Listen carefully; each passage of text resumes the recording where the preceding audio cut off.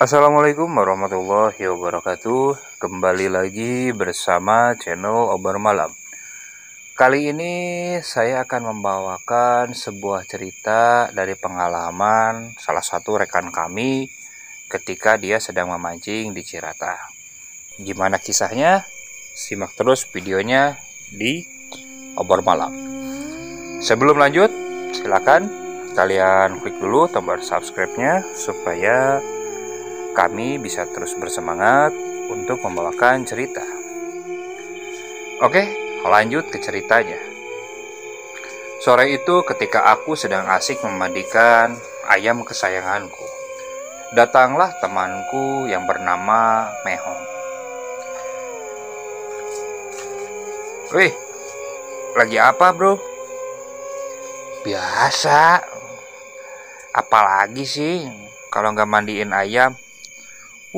Ayam mulu tuh yang dimandiin. Ini yang punyanya udah mandi belum sih?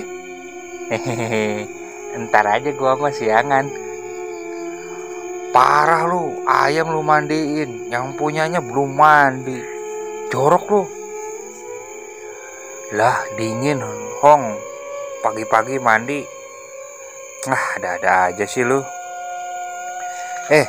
Bro, lu malam ada acara nggak? Emang kenapa? Enggak, gue cuma mau ngajak. Kebeneran kan gue pengen mancing nih ke Cirata. Gue nggak ada temen. Lu mau nggak nemenin gue mancing sana?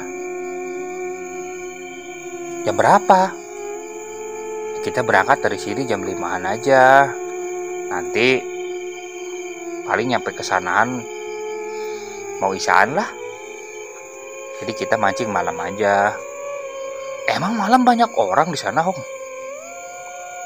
Biasanya sih banyak. Ya udah deh. Oke ya, deal ya. Nanti jam 5 gue samper ke sini. Lu siap-siap. Jangan lupa mandi. Ntar bau ayam lagi. Iya, lu tenang aja. Lalu temanku pun berlalu pergi. Kebetulan Mehong adalah seorang yang emang hobi mancing. Dia tahu seluk-beluk tempat yang memang banyak ikan. Kalau saya sendiri disebut hobi nggak terlalu. Cuman kadang-kadang untuk mengisi waktu luang ya saya juga memancing. Walaupun tidak pernah ke sungai ataupun bendungan, saya biasanya mancing hanya di kolam biasa. Nah, ini pengalaman pertamaku pergi ke Cirata. Memang dengar-dengar dari rekan-rekan yang lain yang pernah memancing di kesana. Di sana suasananya adem, dingin, enaklah buat nenangin pikiran. Ditambah katanya ikannya juga banyak. Jadi plus sekalian kita nenangin pikir, pulang bisa dapat ikan banyak juga. Aku pun semangat menerima tawaran dari Mehong untuk memancing di sana. Sore hari saya bersiap-siap menyiapkan semua perlengkapan yang akan saya bawa. Tak lupa juga joran pancing dan juga perbekalan yang lain aku siapkan. Pukul 5 sore Mehong pun datang menjemputku. Lalu kami pun berangkat menuju Cirata menggunakan motor kesayangan Mehong. Perjalanan dari rumahku ke Cirata kurang lebih sekitar 1,5 jam. Memang lumayan jauh. Singkat cerita, sampailah kita di Cirata.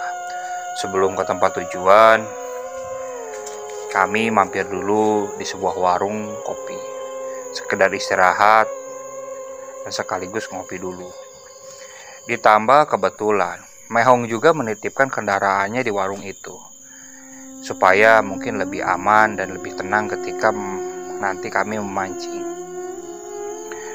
Kebetulan juga pemilik warung tersebut, dia yang menyewakan rakit untuk kami memancing. Nah, saya juga baru tahu ketika sampai di sana. Ternyata nanti kita memancing itu di atas rakit. Wah, pikirku waktu itu sangat seru kan.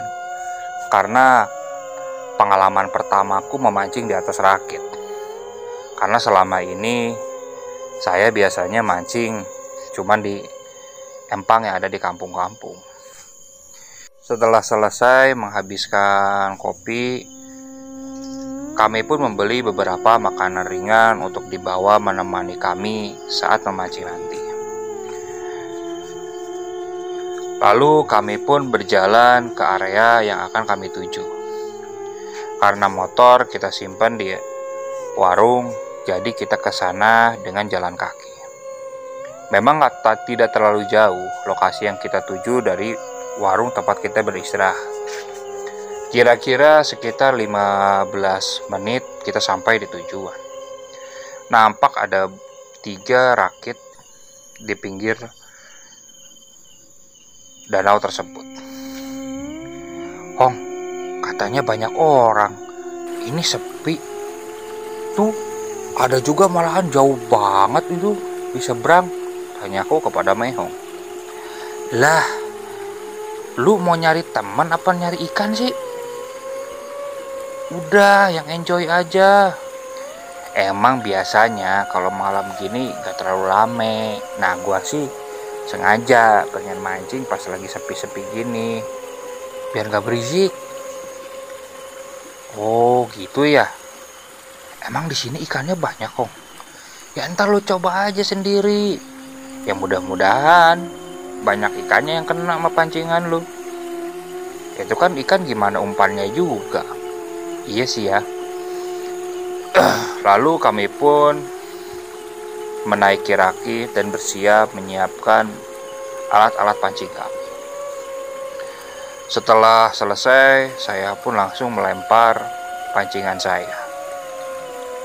Sambil menunggu, saya ngobrol banyak basa-basi sama Mehong juga. Hong, lu emang udah sering nih mancing di daerah sini? Sering, cuman kan biasanya kita pindah-pindah tempat, gak di sini juga. Kadang pernah di sini 2 kali, itu di seberang sana pernah, terus di tempat yang lain juga pernah. Ya kita lihat spotnya aja yang enak, pengen di mana. Nah lu terus ngajak gua di tempat seperti ini, Hong. Mana serem lagi. Memang di tempat saya dan Mehong memancing, suasananya cukup menyeramkan. Karena di pinggiran sungainya nampak ada 2 rumpun bambu yang lebat. Seolah-olah menampak kengerian ketika aku melihat rumpun bambu tersebut. Ditambah suara-suara binatang malam membuat hawa semakin menyeramkan. Kira-kira sudah tengah malam. Kami pun sudah banyak dapat ikan. Mehong mungkin agak mengantuk. Lalu dia pun tiduran di atas rakit. Saya mau ikut tidur, tapi merasa belum nyaman untuk tidur di atas rakit. Jadi saya pun masih melanjutkan mancingnya. Duh, ini orang ngajak mancing malah tidur. Gimana sih? Parah juga. Ih, mana dingin, serem lagi. Aduh, Mehong ajakin mancing ke tempat kayak gini. Untung aja ikannya dapat banyak. Aku pun menggerutu karena memang Mehong terlihat malah tertidur dengan nyenyak, meninggalkanku yang sedang terjaga sambil memancing sendirian. Lalu tak berapa lama, terdengar sesuatu di kupingku. Lagi mancing, Kang. Aku langsung menoleh ke sumber suara tersebut. Karena suaranya tepat seperti berbisik di kuping kananku. Namun ketika aku menoleh, tak ada seorang pun di sana. Aku melihat ke arah Mehong. Barangkali dia sedang iseng. Namun kulihat dia sedang nyenyak tertidur, malah terdengar mendengkur. Hong. Wah, gak mungkin si Mehong yang bercanda nih. pikirku dalam hati. Aku pun fokus kembali ke joran pancingan. Namun tak berapa lama dari situ, terlihat sesuatu di dalam air yang bergerak-gerak, sehingga membuat gelombang yang sedikit menggoyang-goyang rakit yang kutumpangi. Aduh, apaan tuh? Apa ikan gede bener itu? Hong, itu apaan, Hong? Aku coba membangunkan temanku karena takut emang ada sesuatu di bawah air itu. Pikirku negatif, mungkin aja itu buaya ataupun hewan buas yang lainnya. Hong, apaan sih ganggu orang tidur mulu? Itu kayak ada sesuatu yang gede di dalam air. Alah, lu paling juga ikan. Udah biarin, anteng-anteng aja. Wah, parah bener nih orang. Mehong pun malah melanjutkan tidurnya. Terlihat air pun sudah mulai tenang.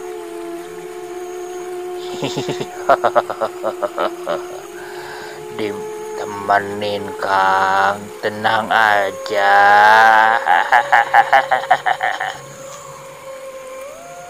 Terdengar suara lagi. Aku menengok ke kanan kiri mencari sumber suara. Namun tak tampak siapapun di sana. Aku mulai sedikit panik. Ku coba memejamkan mataku, siapa tahu aku bisa tertidur seperti Mehong. Namun ternyata tetap aja gak bisa.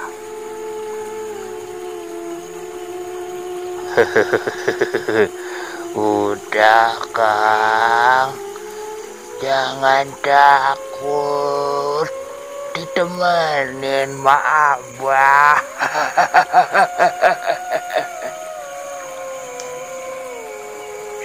Aku sontak tambah merinding. Ini suara-suara siapa? Aku menengok ke kanan dan ke kiri. Lalu aku melihat ada sebuah bayangan di bawah rumpun bambu sedang duduk berjongkok. Lalu tanpa aku pun langsung menyeretkan senter yang kubawa ke arah sosok bayangan tersebut. Lalu tampaklah seorang kakek-kakek tua sedang duduk di pinggir rumpun bambu sambil menyeringai. Dia melambaikan tangannya. Aku pun sempat terpaku melihat kakek-kakek itu. Pikirku waktu itu, apakah itu orang? Kalau orang lagi ngapain di situ? Aku lalu mengucek-ngucek mataku. Namun ketika aku membuka mata lagi, ternyata sosok itu sudah tidak ada. Aku lalu membangunkan si Mehong lagi. Hong, bangun Hong. Aku terus menggoyang-goyangkan badan temanku. Ada apa lagi sih? Hong, ada kakek-kakek Hong. Kakek-kakek.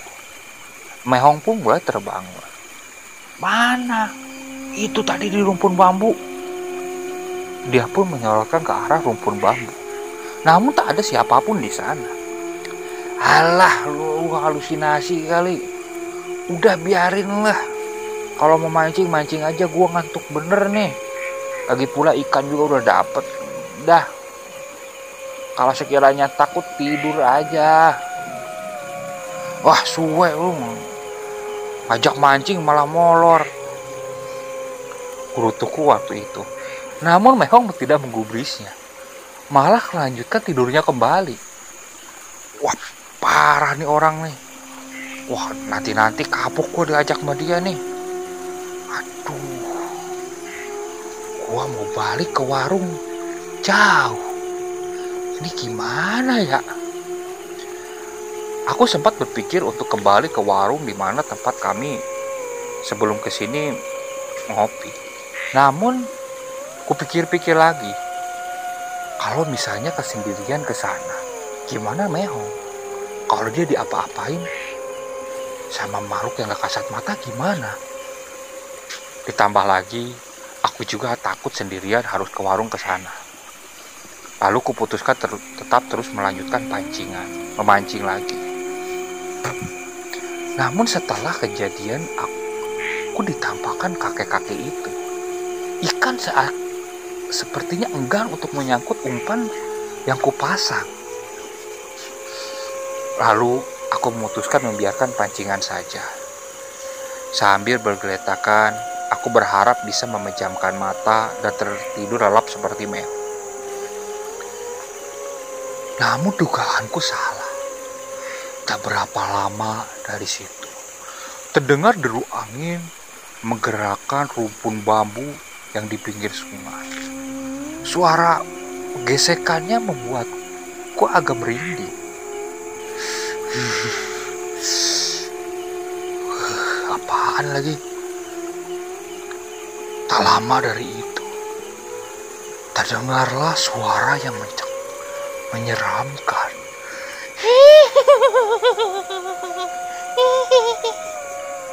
Aku langsung menoleh ke arah suara itu. Tampaklah sekelebat bayangan putih terbang melayang-layang di atas rumpun bambu. Astagfirullah, apalagi itu? Hong. Namun kali ini Mehong sepertinya tak menggubris diriku. Aku masih fokus melihat sosok itu.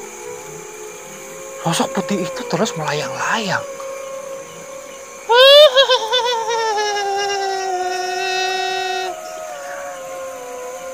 Cekikikannya membuatku sangat ketakutan. Aku terus memejamkan mata sambil berdoa. Sambil tangan kananku terus menggoyang-goyangkan tubuh Mehong. Hong, bangun Hong. Hong, bangun Hong. Namun si Mehong tetap saja terlelap. Sepertinya dia tak merasakan sentuhan yang kuberikan supaya dia bangun. Hong, astagfirullah Hong. Ketika aku membuka mata, aku sangat terkejut. Ternyata sosok kakek-kakek itu sudah berada tepat di ujung rakit.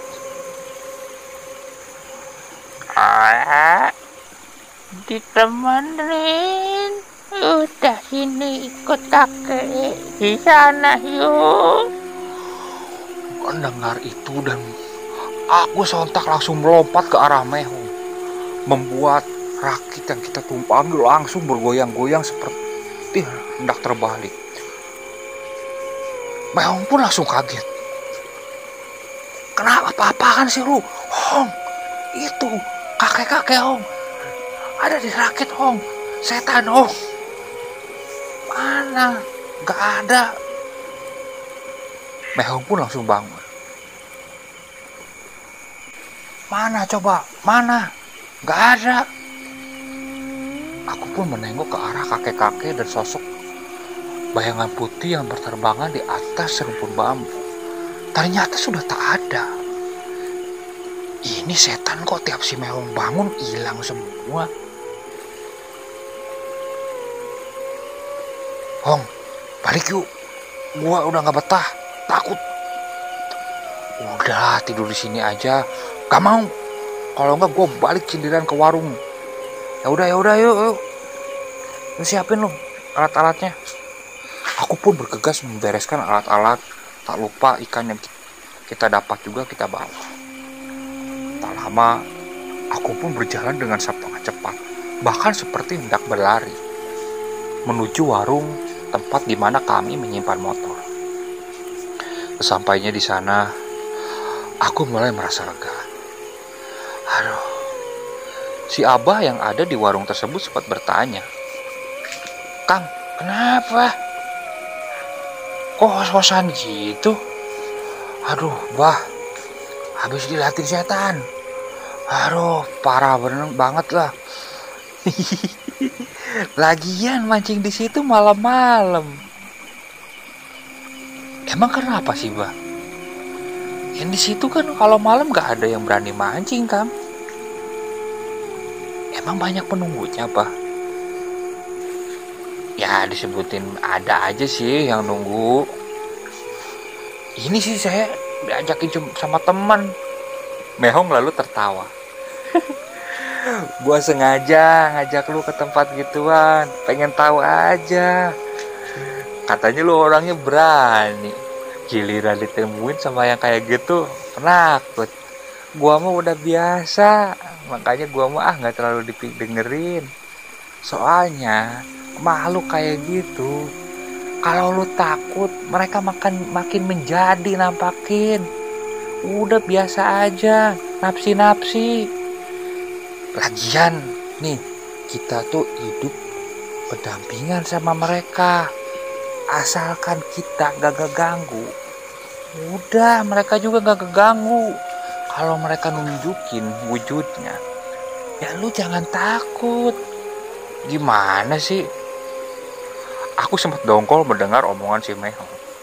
Seakan dia mengajakku memancing hanya menjebak buat menakut-nakutiku. Suwe lu, Hong.